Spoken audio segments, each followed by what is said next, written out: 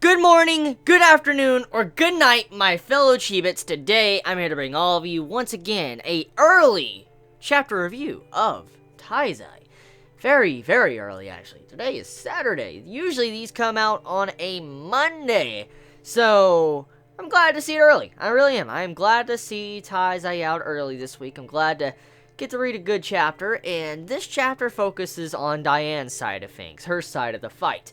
Now, this chapter showcases some future potential for Diane. I've been discussing this for the past couple chapters because, as I've said a couple times already, Diane is probably the weakest amongst the 7 deadly sins because she hasn't really had any power-ups and she really hasn't gotten to have a really good fight in a long time. And the last real fight she was in was with Galther, but now Galther being a part of the 10 Commandments, his entire potential is kind of thrown out of loop. We don't know exactly how far he can go.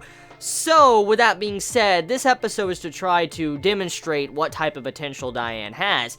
And for the most part, it went exactly like I kind of expected. It was predictable, but was it enjoyable? Yes, it was. Now, I will say, however, I'm loving the bond between King and Diane. It's very sweet, and I love how Nakaba-sensei is throwing that into these latest chapters, trying to make Diane and King get rather closer. Even though it was kind of like King got friend-zoned, it's still good progression. I mean, at the very least, Diane is starting to look at King as someone completely different than an ordinary friend, because we get to see that with Diane's choice of golems, when she makes golems with her strength. And I gotta say, we found out something rather interesting. The 2 golems that Diane has always used for imaginary friends, we found out about this, but they were imaginary friends, and they didn't have the same potential as a regular golem would have if they were based off of a real person. And because of this, I like how that was done to showcase how Diane has grown up, and also to show how she has gained some things over her journey. Because what usually drives someone to make imaginary friends? Let's think about this for a second, okay? Now, there's many, many reasons to make imaginary friends, different cases, of course, and I can't possibly cover every single case, but one of the most common cases of having an imaginary friend is because you are lonely. And we know what type of life Diane lived. We saw how she was raised. We saw how, she kind of ran away and she met up with King. We know what type of life she had. And so her making imaginary friends, for instance, golems, it kind of fits with that mentality she once had. And her now gaining friends amongst her journey of being a part of the 7 deadly sins, it shows how she has matured, how much has changed since then, how she can actually, have a conversation with someone. And that would be like someone like King or Meliodas or Elizabeth.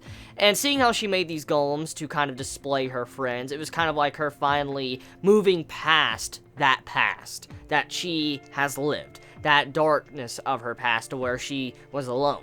She's now moving on to a brighter future. Not Escanor, of course, but, she's moving on to a brighter future. Now, when it came to showcasing the different abilities of the golems, I mean, they were all pretty fucking badass. I mean, Elizabeth, holy fuck, she was powerful. And then you got to see the freaking, Meliodas golem go in and just kick some fucking ass. And then Matrona, she did a lot of damage. Like, she straight up did a lot of fucking damage to Balor's golem, but then got, the ass kicked. Like, Matrona's golem just got fucking crushed. And then after that, King goes in and one-punches Balor's golem. And that's pretty fucking hilarious. I don't know if that was supposed to reference One Punch Man or not, but that panel reminded me a lot of what Saitama does to villains or characters, different monsters and stuff he kills or fights. And when I saw that, I'm like, that reminds me so much of One Punch Man.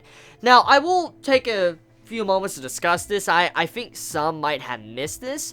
But if you were unaware, did you know that Hawk had a golem as well in this chapter? Yeah, he did. Look closely when you see the entire panel with all the golems like Elizabeth, Meliodas, and Matrona. Look at the bottom right of the panel. Look at the bottom right where Elizabeth is. And you will see a little Hawk. A little Hawk, you'll see a little one. That's stealth. That fucking stealth, though. That's just like, what? How the fuck? What the fuck is Hawk gonna be doing? Like, seriously. you know, I'm not even gonna fucking ask. I'm not even gonna fucking ask. But I will say this, however, when it came to King's Golem and all that, and how it was strong, it shows you how much attachment Diane has with King over anyone else. I mean, she cares for him, but to show that she put in this extra strength into the Golem, King's Golem, it shows you how much she cares for him and, you know, how much affection she has. So I can't wait to see, you know, that, you know, romantic pair finally get the fucking together and not be kind of cut away like, you know, what happened the first time. So yeah, let me know your thoughts in the comments below. You all have a wonderful day or night wherever you live. Please be safe. Chibi out.